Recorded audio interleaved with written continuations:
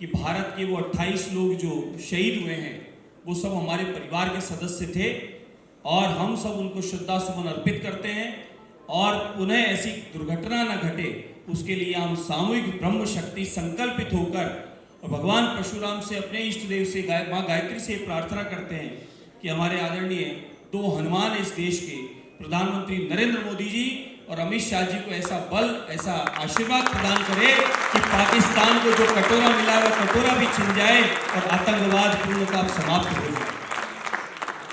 क्योंकि ये बात आप हम सब जानते हैं, राजनीतिक मंच में मैं बात करना भी नहीं जानता हूँ, मेरा स्वभाव भी नहीं है, लेकिन ये सत्य है 2014 के बाद भारत में आतंकवाद समाप्त हो गया। अन्यथा जयपुर हो कि जोधपुर हो कि यूपी हो कि बिहार हो, कहीं भी कहीं दुर्घटनाएं घटती रहती थी, कहीं बम फूट जाते थे और कुछ ऐसे लोग भी थे जो आतंकवादी पकड़े जाते तो उनको जेल न हो जाए उसके लिए वकील भी खड़ा किया करते थे। उसके भी आप हम गवाह हैं, किसी रूप में आतंकवादी बच जाए वापस घर चला जाए। लेकिन मोदी जी के आने के बाद में ये सुव्यवस्था हुई कि आतंकवाद समाप्त हुआ। ऐसी कोई हरकत नहीं हो उसके लिए पक्का कोई जन्नत का दरवाजा भी खुलेगा। आतंकवाद मुर्दाबाद, पाकिस्तान मुर्दाबाद से यहां किसको पेट में दर्द है ये भी पता चलने लगा है और ये होना ही चाहिए, ये पता चलना ही चाहिए कि कौन देश के साथ है और कौन गद्दारों के साथ है। कौन देश में भी ऐसे लोग हैं जो इसका समर्थन करते हैं, पता ही चलना चाहिए। बंधुओं, आप लोगों की ऊर्जा है, हनुमान जी की कृपा है।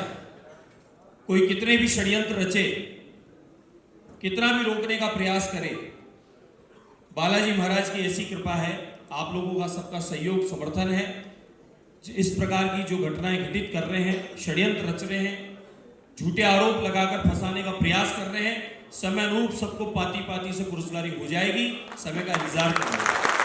लेकिन अब वो समय आ गया है, मैं बार बार हर कार्यक्रम में कहा करता हूं और ब्राह्मण समाज का संदेश सर्व समाज को जाता है।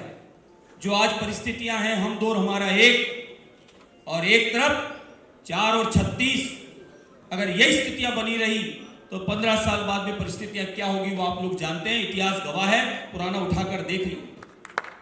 अगर आप हम सब आज सजग नहीं हुए और आने वाले समय में हम लोग आने वाली 10-15 साल की समस्या के घटित होने वाली है उसको नहीं समझे तो फिर बहुत विकट स्थितियां होगी। इसलिए इशारे में इस बात को आप समझना। मेरी माताओं बहनों से मैं निवेदन करता हूं कि जो आजकल रिवाज चला हम दो हमारा एक, इस पर भी विचार करना। मुझे किसी पत्रकार बंधु ने कहा कि महाराज सरकार तो नियंत्रण के लिए योजनाएं बना रही है, फलाना हो रहा है, ये हो रहा है। अरे साहब, मैं कहा मुझसे ही पूछ रहे हो, तो जहां 436 है वहां भी तो जरा माइक लगा के पूछो कि उधर भी नियंत्रण हो रहा है कि नहीं हो रहा, या एक तरफ ही होना चाहिए, अनुपात हमारा ही घटना चाहिए, ताकि जो बकरा बकबक किया करता है हैदराबाद से वो सत्य हो जाए। उसको सत्य नहीं होने देंगे, उसको सत्य नहीं होने देंगे।